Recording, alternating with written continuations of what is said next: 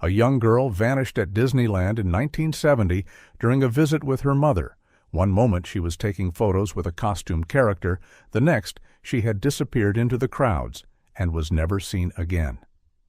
Despite years of desperate searching, all leads went cold, and the case became just another unsolved mystery. But 20 years later, after severe flooding hit Southern California, a farmer checking his land near the theme park discovers something shocking partially buried in a dried-up sewer channel. Evidence that would finally reveal the disturbing truth about what really happened to the missing girl. The morning sun barely penetrated the thin curtains of Marilyn Hallberg's modest apartment in Buena Park, California. The walls, once white, had yellowed with age, and the linoleum floor showed wear patterns from years of foot traffic. A loud thud from the neighboring unit jolted her awake. Then came the scraping of furniture across the floor, followed by muffled voices and the occasional crash of something being dropped. New neighbors. Again. Marilyn sighed deeply, pulling herself upright in the narrow bed that creaked with her movement. The weight in her chest that had been her constant companion for 20 years pressed down harder this morning. It wasn't the noise that truly bothered her. It was what the sounds represented. Life moving forward, people starting fresh, while she remained frozen in time, trapped in that horrible day in 1970 when 8-year-old Charlotte had disappeared at what was meant to be the happiest place on earth, Disneyland. As she listened to the commotion next door, memories flooded back. She used to own a house, a real house with a yard and 2 bedrooms and a garage.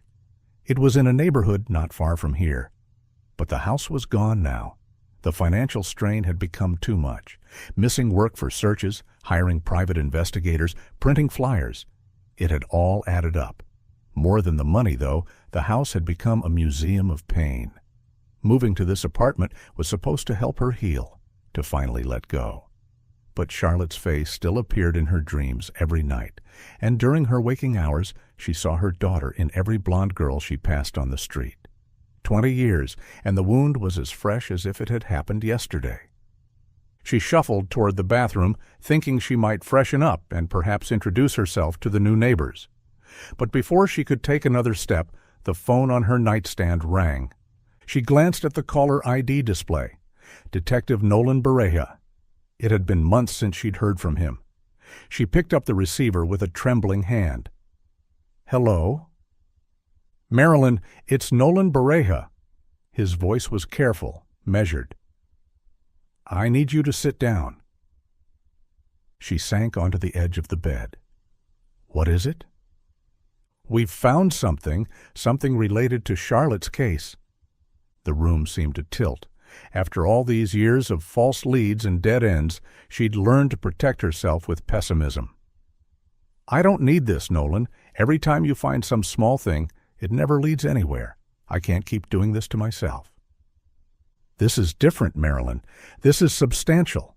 We need you to come to the scene to identify some items."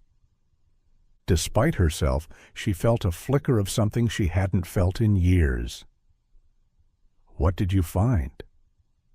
A farmer who owns land near Disneyland discovered an old storage case, a suitcase. Inside was a character costume and what appears to be a child's dress. "Marilyn, it looks like the dress Charlotte was wearing that day at the park." The phone nearly slipped from her hand. She gripped it tighter, her knuckles white. "A dress? You're sure?" "That's why we need you. Only you can confirm if it's hers. We're sending an officer to pick you up. Can you be ready in 15 minutes? "Yes." The word came out as barely a whisper. "Yes, I'll be ready." After hanging up, Marilyn moved with sudden purpose. She dressed quickly in slacks and a blouse, not caring that they were wrinkled. As she gathered her purse, her eyes fell on the old Polaroid camera sitting on her dresser. She'd kept it all these years, unable to part with it even though she rarely used it. It was the same camera she'd used that day at Disneyland. On impulse, she picked it up, checking the battery compartment. Dead, of course. She rummaged through her junk drawer until she found fresh batteries, replacing them with hands that shook only slightly. The camera might be useful, she thought. If nothing else, it would help her document whatever they'd found. True to his word, an officer arrived in exactly 15 minutes. He helped her into the patrol car. "The site is in Stanton," he told her as they pulled away from the apartment complex, near a dried-up sewer channel that runs along Disneyland's outer border. Stanton. Not far at all. Charlotte could have been so close all these years. The drive took only 10 minutes, but it felt like hours. When they arrived, Marilyn saw the scene was already busy with activity. Officers had cordoned off an area near the concrete channel, and she could see people in uniforms taking photographs and measurements. Yellow tape fluttered in the morning breeze. Detective Berreja met her as she stepped out of the car. He looked older than she remembered, his hair now more gray than brown, deep lines around his eyes. 20 years had aged them both. "Marilyn, thank you for coming. I want you to meet James Beckett. He's the one who found the suitcase." A weathered man in his 60s stepped forward, cap in hand. His face was deeply tanned from years of outdoor work, and his hands were rough and calloused. "Ma'am," James said, his voice gentle, "I'm real sorry about your girl. When I saw what was in that case, I called the police right away." "Tell her what you told me," Detective Berreja prompted. James cleared his throat. "I came out this morning to check my land. We had that big flood last week, and I wanted to see what damage was done.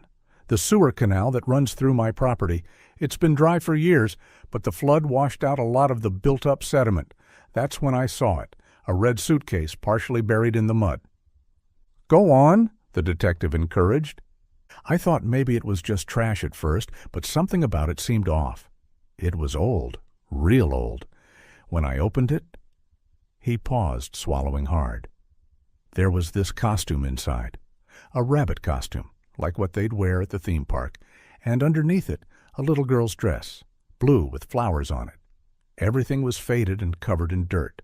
Water had gotten in over the years. When I saw that dress, I knew something bad had happened. That's when I called you folks." Detective Berreja touched Marilyn's elbow gently. "Are you ready to look?" She nodded, not trusting her voice. They led her to where several forensic technicians had laid out the items on a blue tarpaulin. The red suitcase sat to one side, its leather cracked and faded. But it was the contents spread beside it that made Marilyn's knees buckle. "May I touch them?" she asked, her voice barely audible. "We've collected all the evidence we need," one of the technicians said, handing her latex gloves. "Just be careful." With trembling hands, Marilyn pulled on the gloves and knelt beside the tarpaulin. The dress was almost unrecognizable. What had once been powder blue was now a murky gray, the embroidered daisies barely visible. But as she lifted it gently, checking the seams and the inner lining, she knew. "It's hers," she whispered, tears streaming down her face. "This is Charlotte's dress. I made it myself. See here?" She pointed to a tiny imperfection in the hem. "I had to redo this section because I'd measured wrong." She set the dress down carefully and turned to the costume. The rabbit head was grotesque in its decay. Once white fur had yellowed and matted, the stuffing inside had collapsed, giving the face a sunken appearance. The mesh eyes were broken, creating the illusion of closed eyelids. Detective Berreja handed her a photograph, one she'd given them 20 years ago. In it, Charlotte stood beaming beside a white rabbit character in front of Sleeping Beauty Castle, their hands clasped together. "This costume," Marilyn said, studying it through her tears, "it looks different from the one in the photo." "The fabric has weathered," the detective explained. 20 years of exposure to moisture and dirt. The stuffing shrank, the materials degraded. She could see remnants of what it had been, a pink ribbon around the neck, now faded and stained. The remains of a heart-decorated shirt, velvet pants that had nearly disintegrated. A forensic technician approached. "We've found no fingerprints on the exterior and interior. The water washed them away." Marilyn pulled out her Polaroid camera. The officers looked surprised, but she explained, For my own records. Even if we don't find her, I want to remember that we found these." She took several photos, the camera's flash illuminating the sad artifacts. Each image emerged slowly from the camera, and she tucked them carefully into her purse. Another officer jogged over. "Detective, we've been in contact with Disneyland. Helen Ng, the director of guest relations, will meet with us at their corporate office. She won't come to the scene, worried about media attention." As if on cue, Marilyn heard the sound of approaching vehicles. News vans were pulling up beyond the police tape, reporters already setting up cameras. "Let's give a brief statement and get out of here," Detective Bareja said. The detective spoke first, confirming that based on new evidence, the Charlotte Hallberg case was no longer classified as just a missing person case, but potentially a criminal child abduction. The case was officially reopened. When the reporters turned to Marilyn, she managed only a few words. "I thought I'd lost all hope, but there's a spark of light again. I pray I'll be reunited with my daughter." They hustled her into a police car before the questions became too overwhelming. Detective Bareja and his partner, Detective Mills, rode with her to Disneyland's corporate offices. The building was a stark contrast to the magic of the park itself, all glass and steel and serious faces.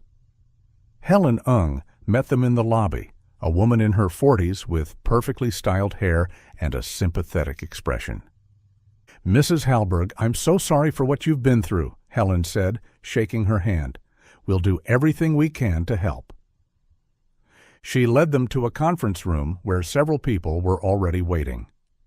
"This is our costume department supervisor and some of our senior staff from entertainment operations," Helen explained. "We have most of the documentation from the original investigation," Detective Bareja said, "but we'd like you to examine the costume we found." The forensic team had arrived with a secure evidence box. They set it on the conference table, which had been covered with protective cloth. Everyone donned gloves before the box was opened. The costume department supervisor, a thin man named Gerald, leaned in closely. He examined the fabric, the stitching, running his fingers along the seams. "This is definitely hand-sewn," he said. "Our costumes use standardized machine stitching." Someone brought in samples of official park costumes for comparison. The differences were obvious even to Marilyn's untrained eye. "Also," Gerald continued, "this isn't even meant to be the White Rabbit. Look at the ear shape, the face structure. This is a knockoff of the March Hare character." He pointed to a brown tag sewn inside the costume head. "This confirms it, not park-issued. It's an unauthorized costume." "Which means whoever wore this probably wasn't Disney staff," Detective Mills said.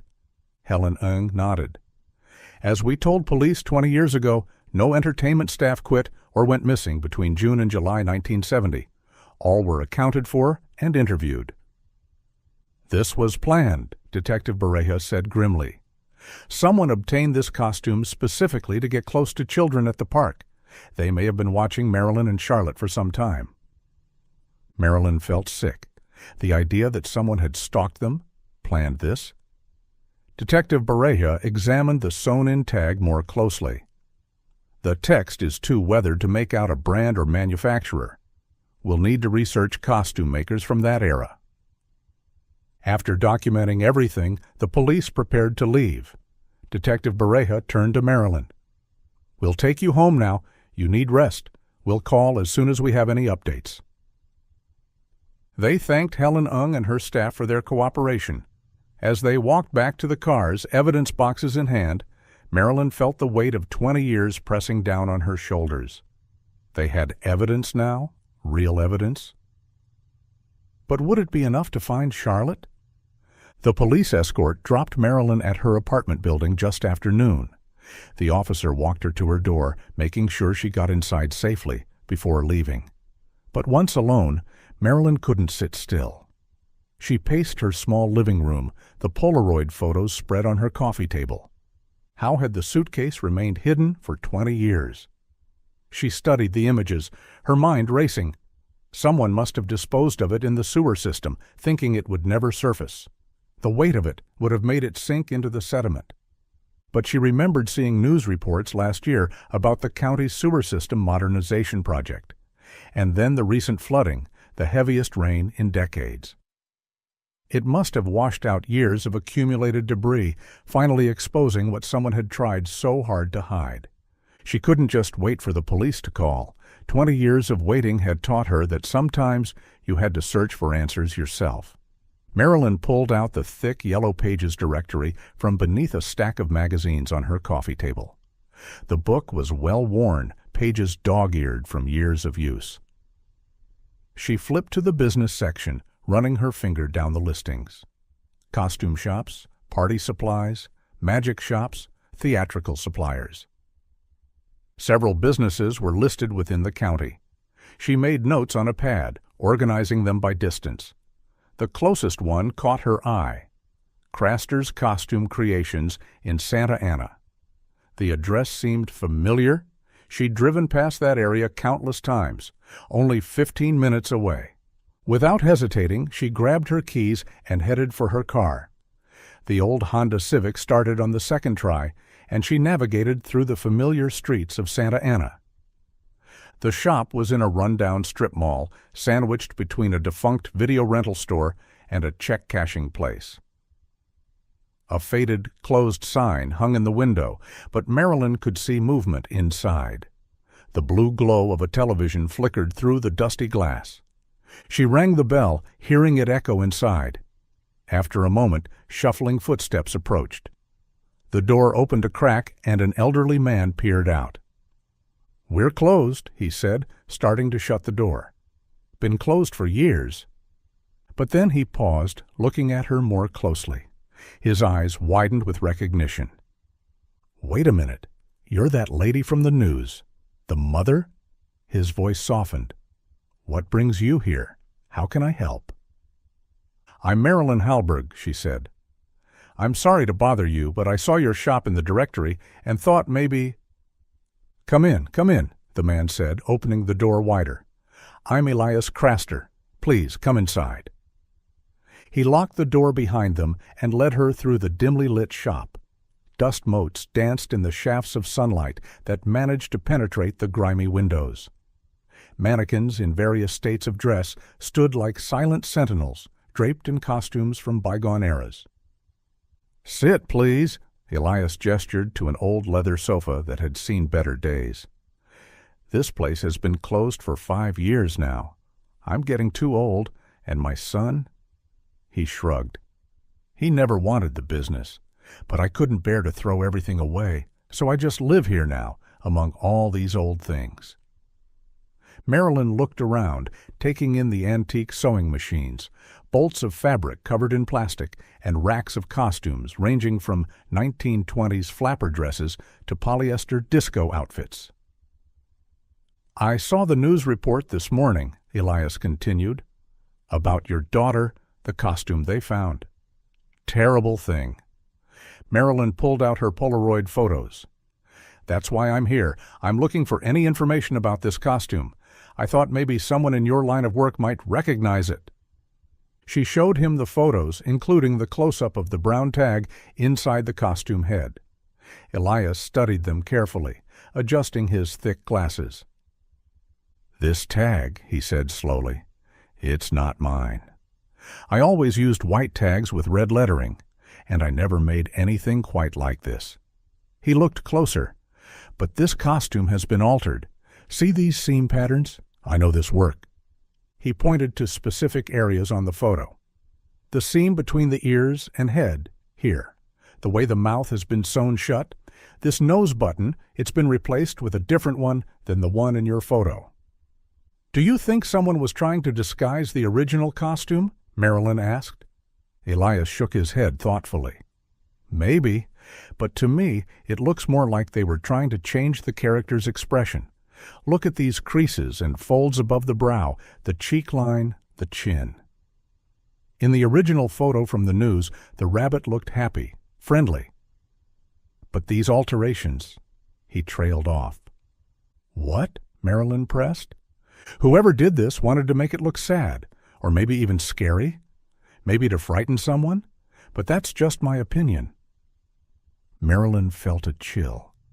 Had the kidnapper altered the costume to scare Charlotte, to punish her somehow? Her mind began spiraling into dark possibilities, and she forced herself to focus. Elias was still studying the photos intently. Suddenly, he sat up straighter. "Wait here. I think I remember something." He disappeared into a back room.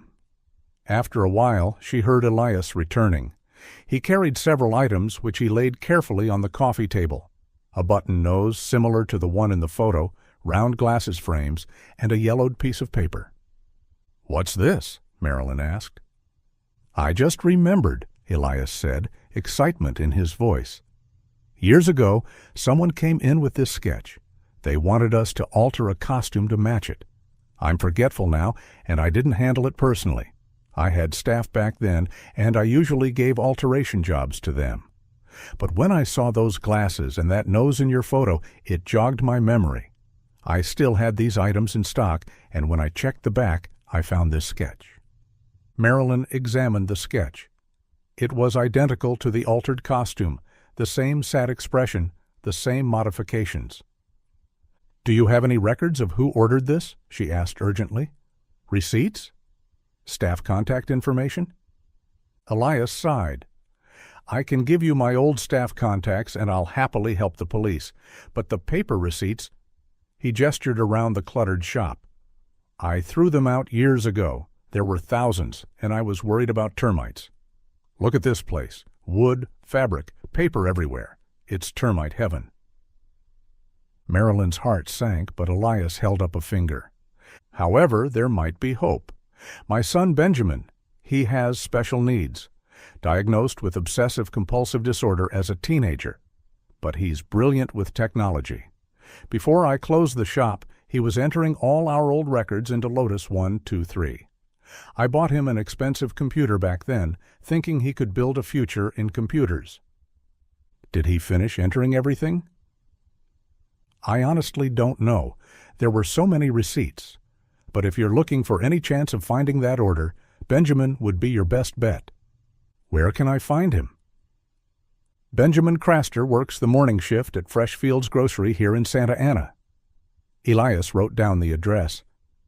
"Keep this sketch. It might help Benjamin find the record faster." Marilyn took the paper gratefully. "Thank you so much. I'll let the police know about this. Would you be willing to share those staff contacts with them?" "Of course," Elias said warmly. "Anything to help find your daughter?" Marilyn climbed into her car, her hands still trembling with excitement from the discovery. She carefully placed the sketch on the passenger seat and started the engine.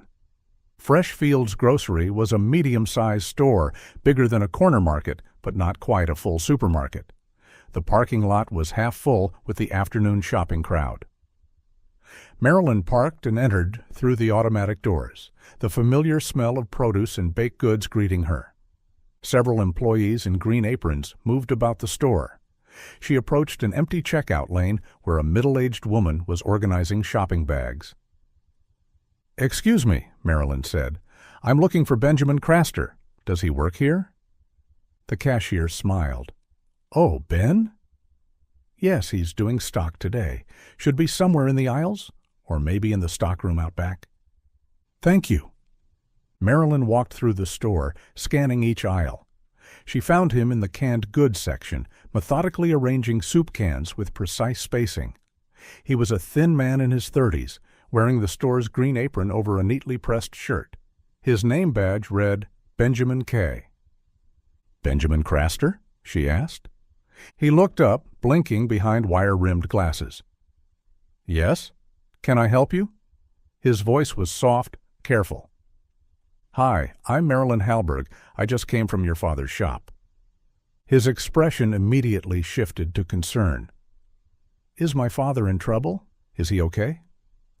No, he's fine," Marilyn assured him. "Actually, he's been helping me. I was just there, and he said you might be able to help me too." Benjamin adjusted a can that was slightly out of line, then gave her his attention. She noticed he didn't seem to recognize her, which meant he probably hadn't seen the morning news. You see, Marilyn began, choosing her words carefully. I'm looking for information about a costume alteration that might have been done at your father's shop years ago. He said you digitized all the old receipts? Benjamin's face lit up with pride. Yes, I did. Every single one. Entered them all into Lotus 1, 2, 3. It took me 2 years, but I got them all. Actually, he added, I've been thinking about converting everything to Microsoft Excel. It's becoming more popular, and the functionality is superior, but I haven't had the time. Would you be willing to check your database for a specific transaction? Benjamin glanced at his watch, a digital Casio that he kept perfectly synchronized. I'd be happy to help, but I'm still on shift. I get off at 2 p.m., which is in... He checked his watch again. 28 minutes and 43 seconds. I have my laptop in my locker. We can look then, if that's acceptable. That would be wonderful, Marilyn said. Thank you so much. Benjamin nodded and returned to his soup cans, adjusting one that had shifted during their conversation. I'll meet you at the front of the store at exactly 2 p.m. Marilyn had 30 minutes to kill. She decided to use the time productively, pushing a cart through the aisles and picking up essentials she'd been putting off buying. Bread, milk, eggs, some canned soup. Her mind wasn't really on shopping, though. She kept checking her watch, thinking about what Benjamin might find in his database. After paying for her groceries, she loaded them into her car and sat in the driver's seat, windows cracked for air. The sketch from Elias lay on the dashboard, and she studied it once more, committing every detail of the altered rabbit face to memory. The thought that someone had requested this change and used it to frighten her little girls stirred a deep anger within her. But she reminded herself that her daughter would be 28 years old by now, and all she could do was hope she was still alive, and well. She set the sketch aside and pinched the bridge of her nose, trying to steady her breathing. At exactly 2 p.m., she saw Benjamin exit the store, now out of his work apron and carrying a black laptop bag. He stood by the entrance, scanning the parking lot methodically until he spotted her in her car. Marilyn opened her door to get out, and in her eagerness swung it wide without looking. The door nearly collided with the door of a car that had just parked beside her. An elderly man with a tripod walking stick was struggling to exit, and her door came within inches of hitting him. "Oh," Marilyn gasped, "I'm so sorry." The old man glared at her, his face creased with irritation. A woman rushed around from the driver's side. She appeared to be in her late 20s, with light brown hair pulled back in a simple ponytail. "Are you all right, Papa?" the woman asked anxiously, steadying the man with gentle hands. "I'm fine," the man grumbled, leaning heavily on his walking stick. He shot Marilyn a glare. "Watch where you're going, will you? Or are those eyes just for decoration?" "I'm really sorry," Marilyn repeated, stepping back to give them more room. "Please, go ahead." She waited as the woman helped the elderly man navigate around the cars and toward the store entrance. Only after they'd passed did she fully exit her vehicle and walk over to Benjamin. "I apologize for keeping you waiting," Benjamin said, adjusting the laptop bag on his shoulder. The computer looked heavy and bulky, one of those early models that were barely portable. "Not at all," Marilyn assured him. "Where should we work?" Benjamin led her to the side of the grocery store, where a small garden area had been set up with a long wooden picnic table for customers who wanted to rest or eat their deli purchases. They sat across from each other, and Benjamin carefully unpacked his laptop. "This will be tedious," he warned, powering up the machine. "The database contains every transaction from 1965 to 1985. That's 20 years of receipts."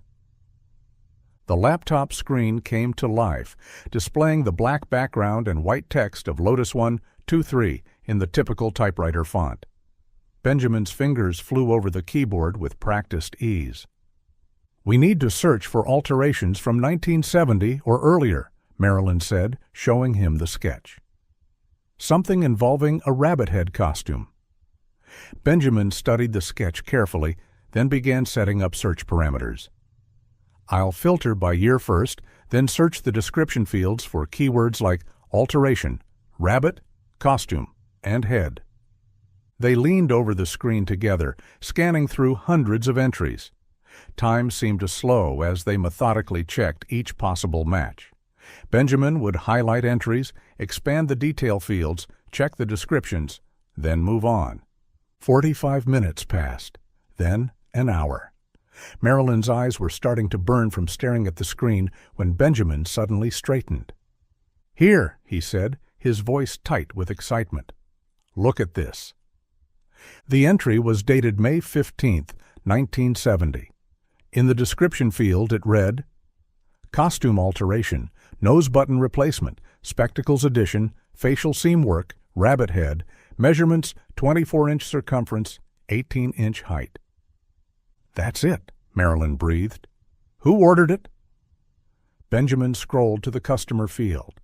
There, in white letters against the black screen, was a name, Raoul Dreyfus. Payment method, cash. "Raoul Dreyfus," Marilyn repeated, committing the name to memory. "Benjamin, you've done it. This is exactly what we needed. The police need to know about this immediately." Benjamin beamed with pride. "I'm glad my condition could help someone for once. People usually find my obsessive record-keeping annoying." Marilyn was reaching for her phone when a loud thud echoed from the parking lot. Then another, the sound of metal on metal. "What's that?" Benjamin asked, looking up from his laptop. "I really don't like that sound." Marilyn stood and walked quickly toward the front of the store. The sounds were coming from where she'd parked. As she rounded the corner, she stopped in shock. The elderly man with the walking stick was repeatedly slamming his car door against hers, opening and closing it with deliberate force. Between slams, he was hitting her tire with his tripod walking stick. "Papa, stop," the woman was pleading, trying to pull him away. "Please, get in the car." "Hey!" Marilyn shouted, running toward them. "What are you doing? Stop that!" The woman managed to push her father into the passenger seat and shut the door. She turned to Marilyn, her face flushed with embarrassment and something else. Fear? "I'm so sorry," the woman said, her hands shaking as she opened her wallet. He's not well. Please, let me pay for the damage." The woman fumbled with her bills, taking an unusually long time to select one. Finally, she pulled out a $20 bill and thrust it at Marilyn. "No, that's not necessary," Marilyn said, noticing how the woman had hesitated as if $20 was more than she could afford. "Really? It's okay?" But the woman grabbed Marilyn's hand and pressed the bill into it. "Please," she said, and Marilyn could see tears in her eyes. Without another word, the woman hurried to the driver's seat. As the car reversed, Marilyn caught a glimpse of the woman wiping her eyes with the back of her hand. Something about the gesture, about the way she moved. The cashier from earlier had come outside, drawn by the commotion. "Are you okay, ma'am?" she asked Marilyn. "I'm so sorry about your car. Mr. Dreyfus doesn't usually seem that upset. He's always been quiet, keeps to himself. He's one of our regular customers." Marilyn felt the world tilt. "What did you say his name was?" "Mr. Dreyfus," the cashier repeated. "Raoul Dreyfus. He's actually a good man, just must be having a bad day." Marilyn couldn't breathe. She looked down at the $20 bill in her hand, and her heart nearly stopped. Written on the back in shaky handwriting was a single word: help. The woman in the car, light brown hair, late 20s, the right age. Could it be? "Charlotte?" she whispered. She looked up, but the car was already gone, disappeared into traffic. Benjamin had joined them, laptop bag in hand. "I work in the back," he said, shaking his head. "I've never known any customers' names." With trembling fingers, Marilyn dialed Detective Bareja's number. The moment he answered, her words spilled out in a frantic rush. He had to interrupt, urging her to slow down, then asked firmly what she had done. She explained how she had gone to Santa Ana, visited the tailor, and stopped by the grocery store. I found him, Raoul Dreyfus. He was just at Freshfields Grocery. And Nolan, I think my daughter was with him. She wrote help on a bill. You need to come. Now. Within 15 minutes, police vehicles converged on Freshfields Grocery. Detective Bareja arrived with his partner Detective Mills and another patrol officer, making 3 officers total. They quickly took control of the scene, interviewing Benjamin and the cashier who had witnessed the incident. "We don't keep customer addresses," the cashier explained apologetically. "But I can print out what Mr. Dreyfus purchased today." She hurried to her register and reprinted the receipt. Marilyn studied it over Detective Bareja's shoulder. 2 gallons of gas, oatmeal, various grains, canned goods, fruit. Nothing that seemed unusual for a grocery run. "What can you tell us about this man?" Detective Mills asked the cashier. "He lives up in the mountains somewhere," she said. "That's all I really know. He and his daughter are very private. They come in about once a month for supplies. Always pay cash, never cause any trouble." "Well, until today?" Detective Bareja turned to Marilyn. "Did you get a good look at their car? Make, model, license plate?" "No, I'm sorry," she said. "I didn't think—" But Benjamin spoke up. It was a 1984 Ford Crown Victoria, beige, 4-door. I didn't catch the license plate. I was distracted by the noise he was making with the car doors. The detective immediately got on his radio. "Dispatch, this is Detective Bareja. I need you to contact DMV. We're looking for a Raoul Dreyfus who owns a 1984 Ford Crown Victoria, beige. Need a registered address ASAP." While they waited, Benjamin showed the officers the database entry he'd found. Detective Mills took detailed notes while Detective Bareja coordinated with dispatch. After several tense minutes, the radio crackled to life. "Detective, DMV search shows a Raoul Dreyfus owns a 1984 Crown Victoria, beige. Registered address is 4786 Mountain View Road, Majeska Canyon." "That's our lead," Detective Bareja said. "Let's move." Marilyn rushed to her car. Benjamin hesitated by her window. "May I come?" he asked. "I feel invested in this now. I want to help." "Get in," Marilyn said without hesitation. They formed a convoy, following the police cars as they headed into the foothills. The road gradually climbed, leaving the suburban sprawl behind. Houses became fewer and farther between, and oak trees crowded closer to the road. The address led them to a weathered house set back from the road. The place looked abandoned, windows dark, paint peeling, weeds growing tall enough to reach the front door. No car in sight. Detective Mills scanned the property carefully before moving in. He stepped onto the overgrown lawn, calling out once, then again, louder. When there was no answer, he approached the front door, tested the handle, and peered through the dusty windows. After a moment, he stepped back and shook his head. "This doesn't look inhabited," Detective Mills observed, motioning for his officers to begin a sweep of the perimeter.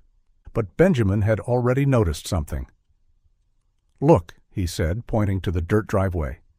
"Fresh tire tracks. Someone was here recently." Detective Bareja crouched down, examining the tracks.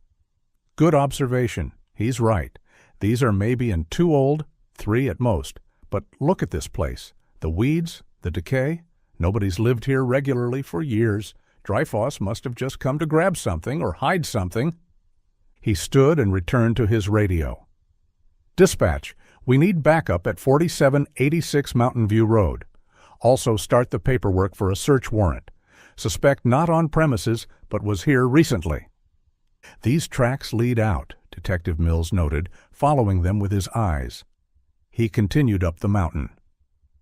"Then that's where we go," Detective Bareja decided. "Everyone back in your vehicles. Follow the tracks, but stay behind us. Drive carefully. These mountain roads can be treacherous." They continued their pursuit, following the tire tracks as the road wound higher into the mountains. The terrain became increasingly rugged, with thick oak forests pressing in on both sides and only occasional glimpses of isolated homes through the trees. "These cabins look old," Marilyn observed to Benjamin. 1930s, 1940s construction from the style. "We're heading deeper into Modjeska Canyon, right into the Santa Ana Mountains."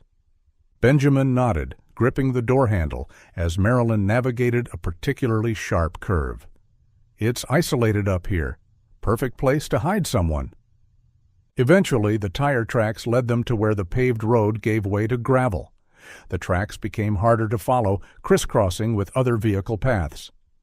Detective Bareja's voice came over the radio he'd given Marilyn. "We're going to search this area.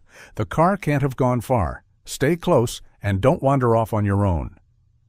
More patrol cars arrived as backup, their presence reassuring in the growing shadows of late afternoon. Officers spread out, checking side roads and hidden driveways. Time seemed to blur as the search continued. Officers had knocked on doors of the few inhabited cabins they found, asking about Raúl Dreyfus. But no one seemed to know the name, which puzzled everyone. In such a small mountain community, neighbors usually knew each other. Finally, they reached the end of the drivable road. Beyond stretched a paved walking path, blocked by a heavy metal gate. A sign read, "Cleveland National Forest. Authorized personnel only." Detective Bareja examined the gate, testing the heavy padlock. "This is locked tight. It's federal land beyond here. We can't proceed without proper authorization." The other officers agreed. They'd made good progress, but darkness was approaching, and they needed to regroup.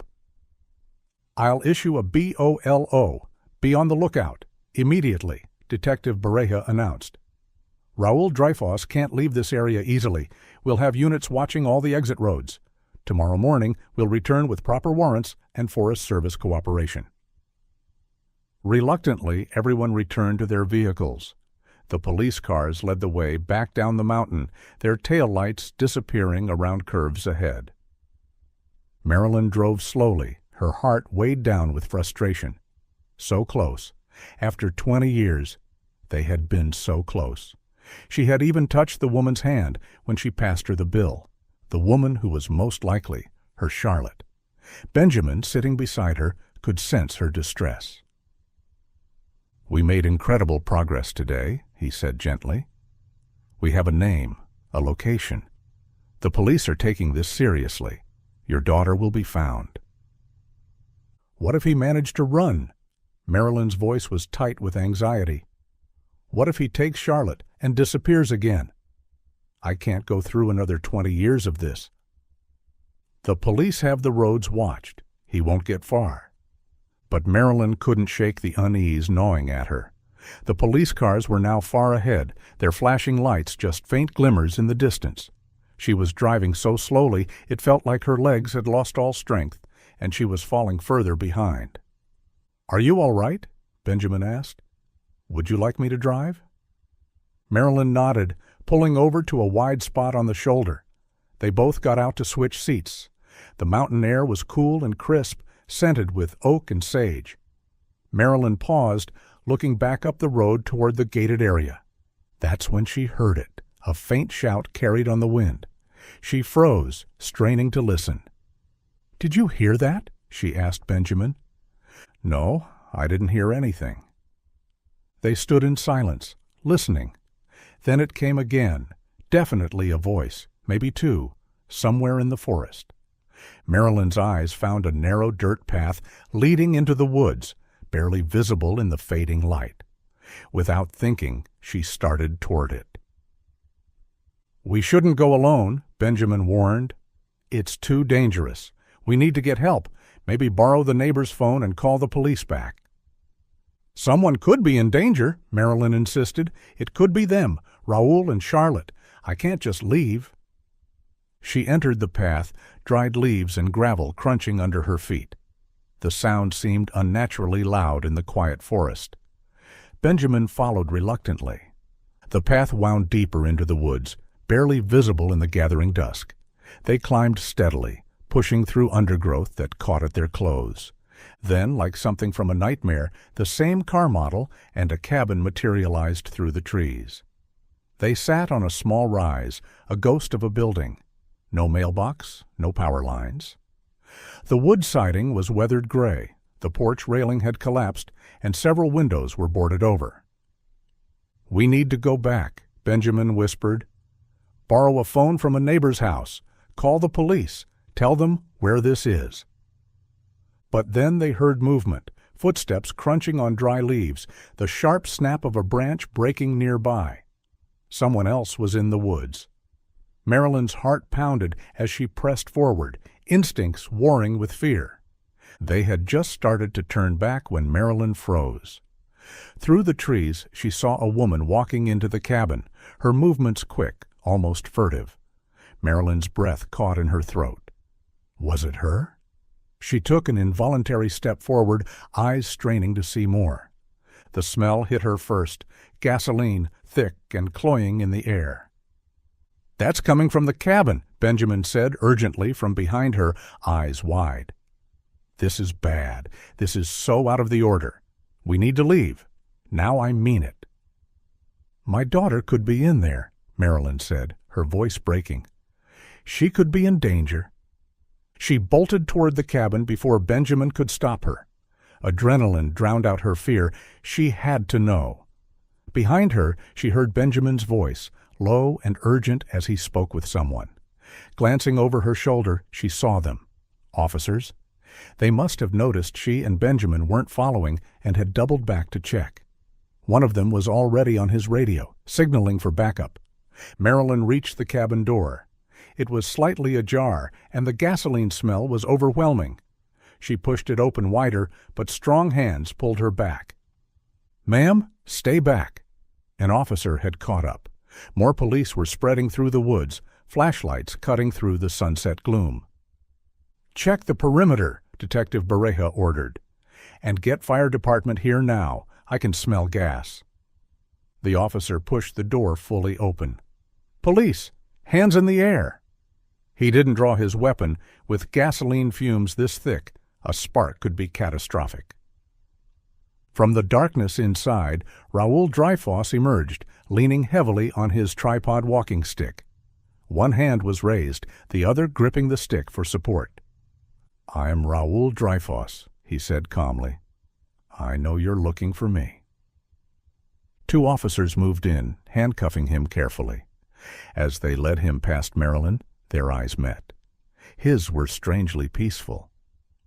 "Good luck," he said softly. Then Marilyn saw the flame, small at first, licking at gasoline-soaked rags near the fireplace. The fire spread with terrifying speed. "Get him out!" Detective Bareja shouted. Officers rushed Raoul away from the building. From inside came a muffled scream, desperate, terrified. "Charlotte!" "There's someone in there!" Marilyn screamed. Officers plunged into the smoke-filled cabin. Moments later, one emerged, coughing. "There's a woman chained to a bed. We need bolt cutters." "I'll get them!" Benjamin shouted. "I'm a fast runner." He sprinted back toward the police cars with an officer. The fire was growing, smoke pouring from the windows. Officers tried to enter again, but were driven back by the heat. Benjamin returned, carrying heavy bolt cutters. Without hesitation, he plunged into the burning building despite officers' shouts to wait for the fire department. From outside, Marilyn watched in terror. She could hear Benjamin inside, the sound of metal on metal as he worked on the chains. Then a crash. Part of the roof had collapsed. Sirens wailed as fire trucks screeched to a halt, lights flashing through the thickening dusk. Firefighters rushed into action, spraying water on the roaring blaze, working quickly to keep the flames from leaping to the nearby bushes and dried leaves. Through the swirling smoke and rising steam, two figures stumbled into view. Benjamin, supporting a woman, both of them coughing violently, their clothes singed and faces streaked with soot. Paramedics rushed forward, guiding them to safety. They administered oxygen, checked for burns, worked with professional efficiency. The woman was in shock, her head down, light brown hair singed and tangled. Marilyn wanted desperately to approach but held back, not wanting to interfere with medical treatment. "They both have burns that need hospital treatment," a paramedic announced. "We need to transport immediately." Detective Bareja appeared at Marilyn's side. "We have everything under control. We'll talk at the hospital." He turned to face her fully. "What you did tonight, going off on your own, it was reckless. You could have gotten yourself and others killed." "I'm sorry," Marilyn said, tears streaming down her face. "I truly am. But, Detective, if you were in my place, what would you do? I've waited 20 years. 20 years without a single real lead. And today, finally evidence. If I'd gone home and waited, my daughter would have burned to death in that cabin." The woman on the gurney looked up at those words. Her voice was weak, damaged by smoke. "She's right.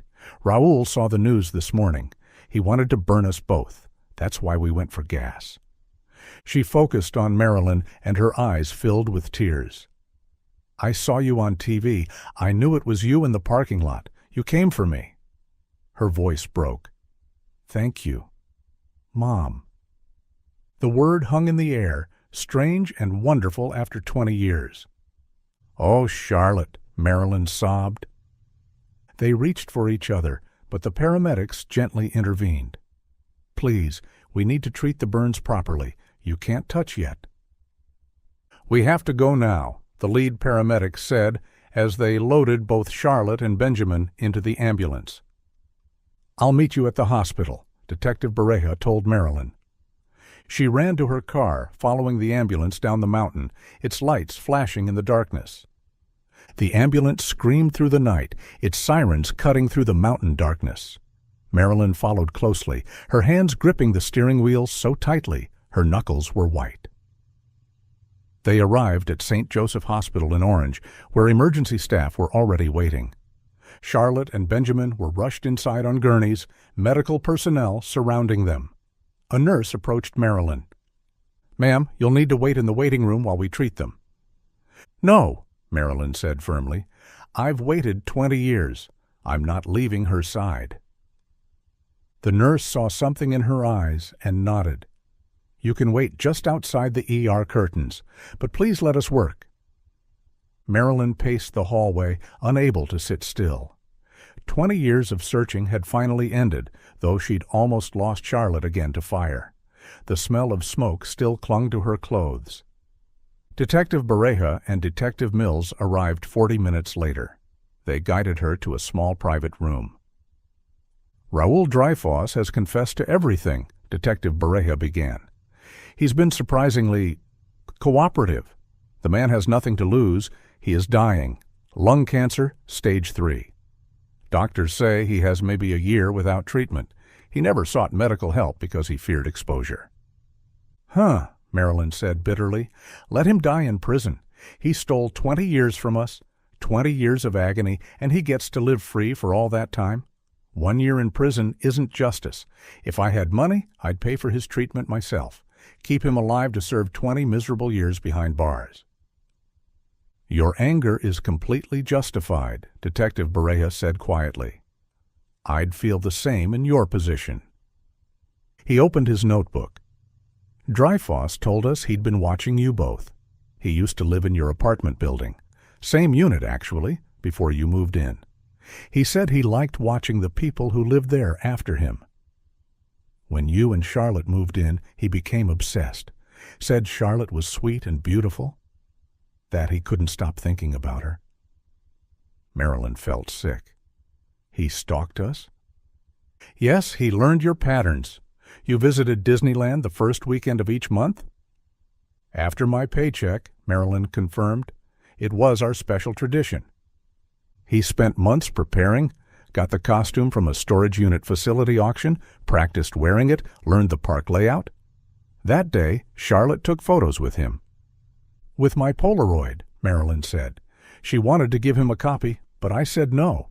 Why would I give our photo to a stranger?" That upset him. Later, when you were buying popcorn, he appeared again. Charlotte recognized the costume and wandered over when he waved. He promised her a special tour, a secret Alice in Wonderland world that other children didn't know about. led her out through an employee service exit. Why didn't anyone see? Marilyn asked, though she knew the answer. Security was minimal back then by today's standards, and Raoul had likely memorized the schedule and the comings and goings of the staff. There were no security cameras at the time, and the witness descriptions were vague. Just a rabbit character. The case was officially treated as a child who wandered off in the crowd. Without concrete evidence of foul play, Disneyland didn't acknowledge it publicly. Eventually, the trail went cold. What happened to her all these years? Marilyn asked, dreading the answer. He took her to that first house we visited, told her you'd died in an accident, that he was adopting her informally. Homeschooled her. When she was about 12, she saw a missing person poster at the grocery store. That's when he moved them to the cabin. She tried to escape? Twice. She tried to run, got lost in the woods both times. He found her, brought her back. He never hit her, but the emotional manipulation was constant. Using the costume to scare her while he drugged her was just one thing, and making her completely dependent on him. Eventually, she stopped resisting, started calling him Papa. By the time she was an adult, he was all she knew. Detective Mills added, "When we searched the cabin, we found signs she'd been taking care of him, bowls of oatmeal by the bed, adult bedliners. From what we can tell, when he saw the news this morning, he made a decision. Rather than face capture in his condition, he chose to end it, burn them both." Was he? Marilyn couldn't finish the question. He denies any sexual abuse. We'll confirm with Charlotte and the doctors, but his obsession seems to have been about possession, not that. Marilyn nodded, feeling slightly relieved, but still nauseated. They left the room to find Elias Craster sitting outside Benjamin's room, wringing his hands. "How is he?" Marilyn asked. "They say he'll be fine," Elias said, tears in his eyes. "Burns, smoke inhalation, but nothing critical. That boy, he saved someone's life today." "He saved my daughter," Marilyn said, taking the old man's hands. "Without you both, this wouldn't have happened. Thank you." A doctor in surgical scrubs approached. "You're Charlotte's mother?" "Yes." "Both patients are stable. Benjamin has second-degree burns on his arms and minor smoke inhalation. Charlotte's burns are more extensive, her ankles where the chains were, plus smoke damage to her throat. Both will need several weeks of treatment." Was there any sign of... Marilyn couldn't say it. "No evidence of sexual abuse," the doctor said gently. "You can see them now, but only briefly. They need rest." They entered Charlotte's room first. She lay propped up, oxygen tubes in her nose, bandages on her arms and legs. When she saw Marilyn, her eyes filled with tears. "Mother," she whispered, her voice raspy, "I missed you so much." "My daughter," Marilyn said, carefully taking Charlotte's unbandaged hand. "I never stopped looking." "I wanted to come home," Charlotte said, "but I never made it. After a while, I made myself believe you were dead. It was easier than hoping, until this morning, when I saw you on the news." Detective Bereja asked gently, "How did you see the news if you lived in that cabin?" "We went to the old house to clean," Charlotte explained. "Once a year," Raoul insisted. "That's when he turned on the TV to check if it's still working. When he saw the report about the costume being found, he panicked. We rushed back to the cabin. He wanted to stay there, but then got paranoid. That's why we went to the store, for gas." "Why didn't you escape?" Marilyn asked. "At the store, he trusted you." Charlotte's face crumpled. "After 20 years, I'd learned to live with it. I pitied him. He was old, sick. I thought when he died, I could start over. I'm so sorry, Mom." "There's nothing to apologize for," Marilyn said firmly. "What you went through, it's called Stockholm Syndrome. You can become attached to people who hurt you. I experienced some of that with your late father." They moved to Benjamin's room, where he sat in a wheelchair, bandages covering his arms. His father held his hand. "Charlotte," Marilyn said, "this is Benjamin and Elias Craster. They're the reason we found you. Benjamin risked his life to save you." Charlotte looked at Benjamin with wonder. "Thank you," she whispered. "I'm just glad you're safe," Benjamin said, adjusting his glasses nervously. A nurse appeared. "One photo," she said, seeing Marilyn's Polaroid camera. "Then everyone needs rest." They arranged themselves, Charlotte in her bed, Marilyn beside her, Benjamin in his wheelchair with Elias behind him. The nurse took the camera and snapped the picture. As the image slowly developed, Marilyn thought about the strange chain of events. A flood exposing a hidden suitcase, an old tailor recognizing altered seams, a young man with OCD whose meticulous record-keeping provided a crucial name, each person playing an essential part. "Sometimes," she said softly, "we never know how our actions might help someone. Elias, you kept that sketch. Benjamin, you preserved those records. Without you both, Charlotte would still be lost." The Polaroid finished developing, showing 4 faces, 2 reunited after decades, 2 who had made that reunion possible. It wasn't a perfect photo. They were bandaged, exhausted, in a sterile hospital room. But to Marilyn, it was the most beautiful picture she'd ever taken.